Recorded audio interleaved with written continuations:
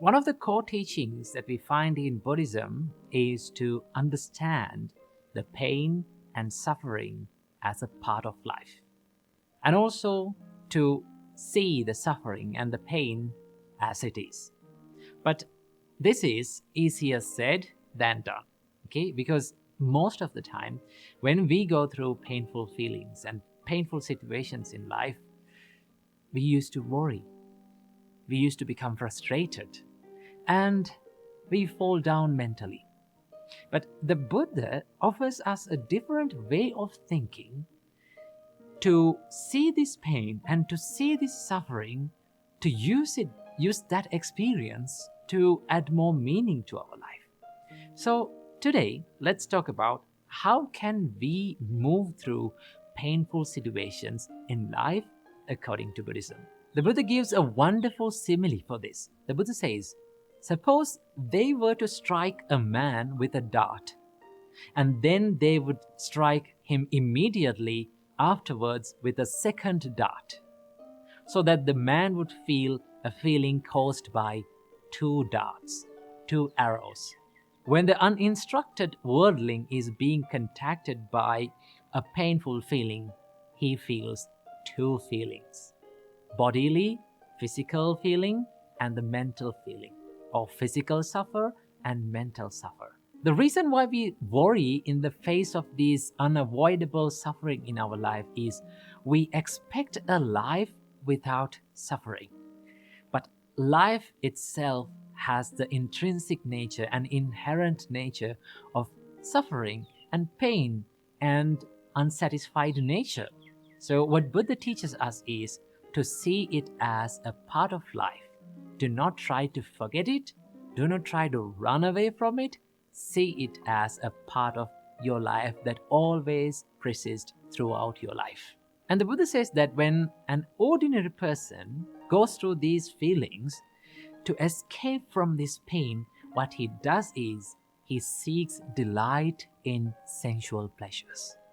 He chases behind sensual pleasures to distract himself. So that is the normal reaction, isn't it? Normally, when someone goes through a painful feeling, when someone goes through a difficult time in his life, they chase behind sensual pleasure to distract their brains, distract their mind from that pain. For an example, when someone is struggling in their life, if someone has pain in his mind, sometimes some people use alcohol. Some people distract them with alcohol. Some people distract them with sexual misconduct. Some people distract themselves with consuming more and more social media. These days, it is happening more and more. Okay, for an example, if you feel any pain in your life, just check your behavior. People use more and more social media. Why? To distract themselves with that pain, from that pain. But Buddha does not say that chasing behind the sensual pleasure is completely wrong. What Buddha says is that chasing behind sensual pleasure does not solve your problem completely. Why is that?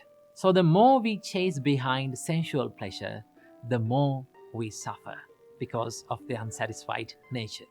So that is why the Buddha said, chasing behind sensual pleasure does not solve your problem completely. Why it does not solve the problem completely? Because whenever we are being struck by a miserable feeling or a painful feeling in life, now we need something material, an external source to distract ourselves all the time. Now, this does not help us to focus on ourselves and find the true nature of this problem and solve it once and forever. Okay, so that is why the Buddha said, chasing behind sensual pleasure will not completely solve your problem. Instead of chasing behind the sensual pleasure to distract ourselves, the Buddha says that look at the pain as a part of life that is unavoidable. And the Buddha says that pain is an inevitable condition in life, but worrying is an option that we choose. Worrying is always optional. So the Buddha used a special term to these ups and downs in life. He called it 8 worldly conditions. The Buddha said that these 8 worldly conditions prevails in this world every time. The Buddha says, gain and loss, dispute and fame, blame and praise, and pleasure and pain. These 8 worldly conditions revolve around the world, and the world revolves around these 8 worldly conditions. So these 8 worldly conditions are like the 2 faces of the same coin. We cannot separate it. So the Buddha says that do not worry too much, more than needed, about these painful situations in life. Rather than worrying about it, we always have the choice to stay away from worrying, because pain is an inevitable condition, but worrying is an optional thing, is a choice that we make in our life. So keep this amazing sentence in your mind. Pain is inevitable, worrying is optional. Keep that in your mind and stay strong, stay safe. Namo Buddhaya.